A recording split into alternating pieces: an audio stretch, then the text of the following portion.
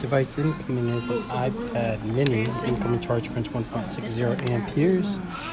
Rear camera does not appear to be cracked, and the power button appears to be functional.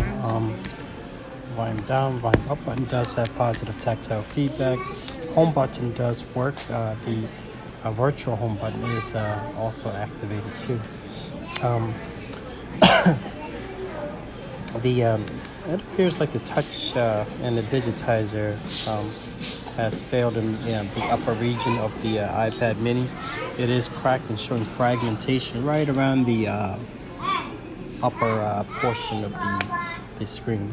We're going to go ahead and do a quick test on the camera as well. See if we can activate it. Looks like the rear camera is working well. Front camera is working well.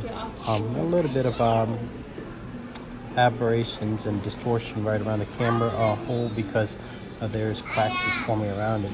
We're going to go ahead and give a price quote for the digitizer and the glass.